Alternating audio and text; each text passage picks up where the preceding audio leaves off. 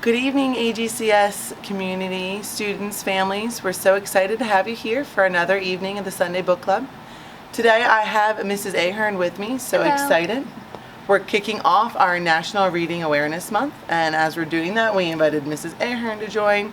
She just read a great book for us in our other episode, a Dr. Seuss book in honor of his birthday. And we're really excited because this month for Reading Awareness, we're doing our Community Readers event. I'm sure you've heard all about that. Your child should have come home with a copy of a book, A Boy Called Bat, and a calendar. And we're going to be reading that book together as a community, answering some trivia questions, discussing what's going on in the novel, and just really diving deeper into reading. We're going to be reading, for this month, Junie B Jones, Boss of Lunch. Thought it'd be fun to read a little book that has to do with school as we're reading. We love reading and we can read about any topics. So I'm going to dive right in. Junie B Jones, Boss of Lunch.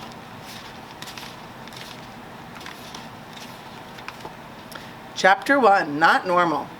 Thursday. Dear First Grade Journal, hooray, hooray, it came, it finally came. Yesterday the delivery man brought it right to my house, and today I carried it to school for the very first time. Right now it is sitting under my desk. I keep sneaking down there to see it closer, but my teacher said stop doing that please. Only guess what? He's not even watching me right now. So I think I will sneak down there one more time, and that will be it, possibly. I wish myself good luck. From Junie B, first grader. I put down my pencil and looked all around. Room 1 was still writing in their journals. I smiled very sneakily. Then I bent over in my chair real slow, and I reached way down, and I lifted up the lid of my brand new shiny lunchbox, hollered out May. Junie B is looking at her lunchbox again, Mr. Scary, and you told her not to do that anymore, remember? May, the tattletale girl who sits next to me. I do not actually care for her. My heart pounded very hard. I bent over even more, and I hid my head so my teacher couldn't see me. Only I didn't do a very good job of hiding, I guess, because just then I heard Mr. Scary's shoes walking right towards me. Junie B, why is your lunchbox open? Asked Mr. Scary. Didn't I speak to you a few minutes ago about this? I kept my head down and I looked at the floor. One of Mr. Scary's shoes started tapping at me. Tappy shoes are not happy shoes, I think to myself. Junie B, Mr. Scary asked again, do you have a good reason for opening your lunchbox? I closed my eyes and tried to think of a good reason. Mr. Scary's shoes tapped louder. I opened my eyes and peeked at it. And then, bingo! All of a sudden, a miracle happened. One of my eyes saw my napkin in the corner of my lunchbox, and a bright idea popped right into my head. I quickly grabbed the napkin and I started shining Mr. Scary's shoes. Look, Mr. Scary, look! Here's my good reason, I said. See me, huh? I'm shining your shoes with my napkin. See? I shined and I shined. This is the smartest reason I came up with, I said very proudly. I smiled up at him. Would you like some spit on the napkin? I asked real nice. A little spit makes shoes look extra gleamy. Mr. Scary quickly pulled his shoe away. No, Junie B, no spit, please. Just sit up, he said. I sat up. Mr. Scary stared and stared at me. I wiggled in my seat, very uncomfortable. 'Cause teacher staring at me makes me squirm, of course. Finally, Mr. Scary talked again. I want you to stay out of your lunchbox, Junie B, he said. We have a rule in room 1. Lunch boxes are to be opened only in the cafeteria. I did a sad sigh. Yes, I said, I know the rule, Mr. Scary, but I waited a real long time to get this lunchbox, and yesterday it finally came to my house. And so today is my first day of not carrying a plain brown sack to school. And so every time I look at this new lunchbox, I feel really happy inside. I picked it up to show him. See how cute it is, I said. My mother ordered it from a nature store. It has a picture of baby birds on it. See all of them? I pointed. This one is my favorite, I said. It's called an owlet. Owlet is a name for a baby owl. My grandpa Frank Miller told me that. I pointed at each different bird. That one is an eaglet, I said. An eaglet is a baby eagle. After that, I held my lunchbox way high in the air so all of room 1 could see it. See all the birdlets, children? There are owlets and eaglets and ducklets and chicklets, I explained. I put my lunchbox back on my desk, and I took out the thermos. And see this thermos, people? This thermos has pictures of birds' nests on it, too.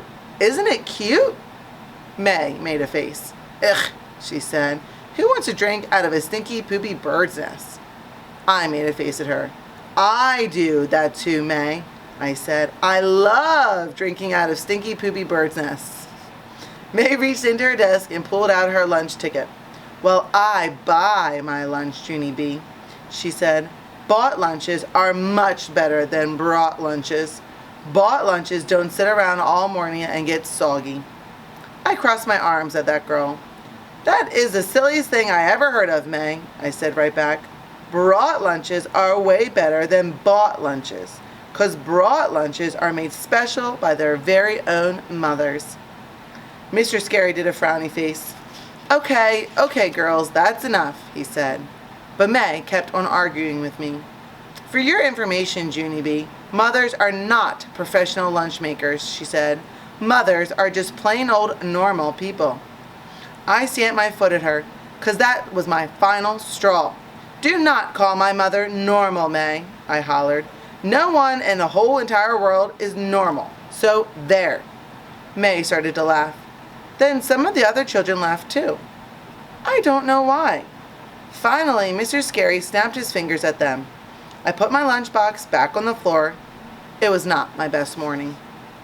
Chapter 2, Hoogies. The lunch bell rang at 12 o'clock. 12 o'clock is around noonish, I believe. I picked up my lunchbox and ran to the door. Then I lined up with my friends, and I waited to go. It's almost time, I told them very thrilled. It's almost time for me to eat out of my brand new lunchbox. I held it up for them to see. Which baby bird do you guys like the best? I asked. Pick one, okay? My friend named Jose looked at the birds and shrugged his shoulders. I don't know. I guess maybe I like the duck the best, he said. Ducks can sometimes be funny.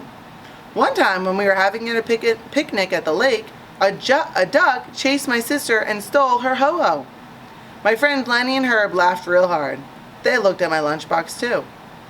I think I like the owlet the best, said Herb. Me too, said Lenny. I saw a TV show on owls once. An owl swallowed a giant rat in just one bite. He didn't even chew or anything.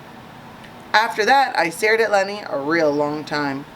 'Cause that disgusting story just ruined my owlet. That's why. Finally, all of room 1 walked to the cafeteria together. The cafeteria is a big room where we eat lunch. It has smells and noises and tables in it. Room 1 sits near the window. I zoomed there speedily. Come, Herb, I called. Come, Lenny and Jose. It's time for you to watch me eat out of my new lunchbox. I turned around to wait for them. Only too bad for me, because none of those guys were even coming. Instead, they were standing in the lunch line. My mouth fell open at that sight.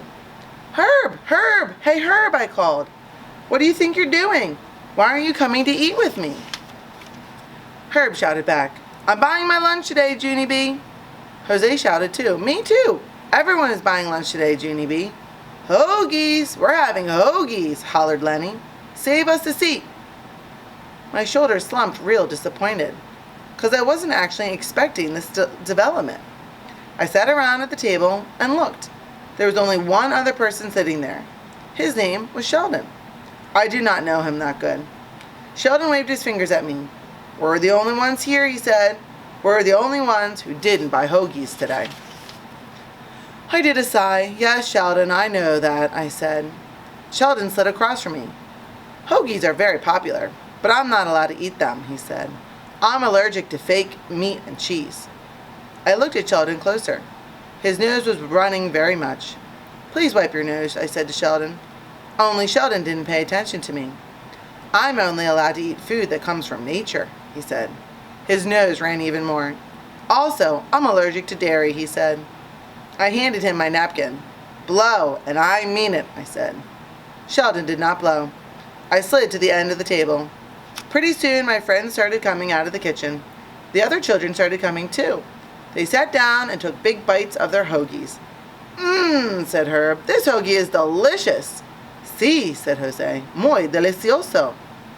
Lenny nodded. Then he opened his hoagie roll and looked inside.